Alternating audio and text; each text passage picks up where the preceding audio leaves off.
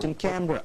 Rebecca Letourneau went to the nation's capital for the Vital Championships and found that along with a vast improvement, there has been an increase in the number of imported players in our state teams. Is there a connection? Women's volleyball at its best in Australia. The standard at this year's finals was by all accounts some of the highest level volleyball seen in this country so far. But then Australian players have been getting some very sophisticated training, with players from some of the world's most elite volleyball nations, imported players who are now part of the Australian state teams. We have a policy of trying to have 2 imported players every year in our team, so we've got a rollover every 12 months. We're developing very strong contacts with China in Western Australia and Japan, whereas other states are developing really strong contacts with Korea or Italy or Greece. The players will come in terms of they'll come from where they're available or where we're able to get them from. The West Australian men's team benefited slightly from the addition of 1 top-level American and 1 Chinese imported player. But the imports obviously weren't the whole answer to the Sandgropers' prayers. Even with their bonus skills, the West Australians only made it to 3rd place in the championships. As the import numbers mount up, dynamic New South Wales coach TJ Choi, originally from Korea, Mats Ade, Brisbane's import from Sweden, and several others, volleyball officials are going to be forced to make some difficult decisions. Just how many foreign players per team is too many? I'm not sure I've actually thought that one through. Initially, the concept involved 2 or 3 per team playing as being an ideal situation. But of course, basketball went to 4, 5 and 6, and I think in one match after a National League finals a couple of years ago, they played East versus West and most of the players were imported. I would hope we don't get quite that far down the track. The South Australian women started the final battles by taking on co-finalists Victoria. The South Australian team were playing their first national championship for 2 seasons. Both the men's and women's teams reached such a high standard 2 years ago that they chose to fulfil international competition commitments in Europe rather than take part in national competitions. This year they were back with a vengeance.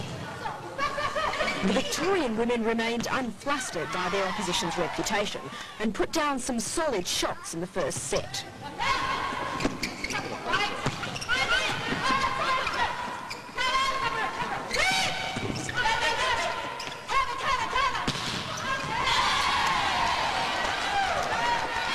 Rallies like that gave the fans just what they'd come for, and after some spectacular recovery plays, gave Victoria a hard-fought-for 1-0 lead.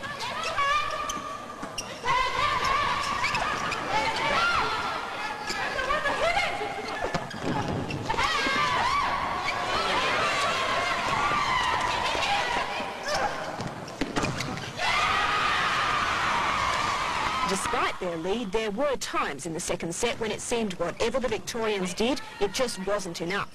After an exhaustive effort, the South Australians took out the second set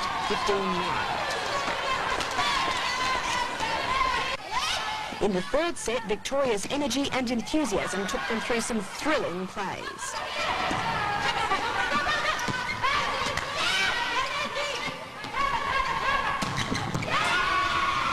But their will to win didn't always match their accuracy, and after a valiant effort, they went down 15-9 in the third. The fourth set was almost a repeat, with Victoria quickly springing to 8 points, and South Australia pulling steadily away to a 15-8 win, and victory in the finals. No, I don't think any of us knew we had it won until that last point. How did you feel when that last point went down? Teary-eyed, just so happy. I think it's probably the most exciting moment, one of the in my volleyball life. The men's finals gave the crowd some tight, aggressive and excellent plays like this in the first set. But the Adelaide boys finally took out that set after some last-minute resistance from the Victorians. In the second set, South Australia packed some hard punches and within 10 minutes had notched up 10 points, while Victoria hovered at only 3.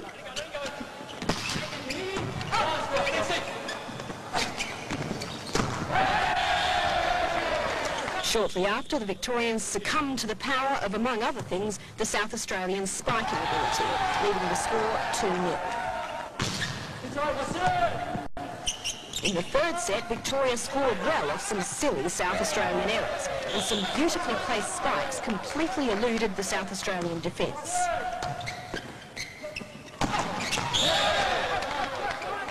But in the end, with some great efforts from 2-metre Chris Reginas at the net, the South Australians took the match to take home both the men's and women's cups.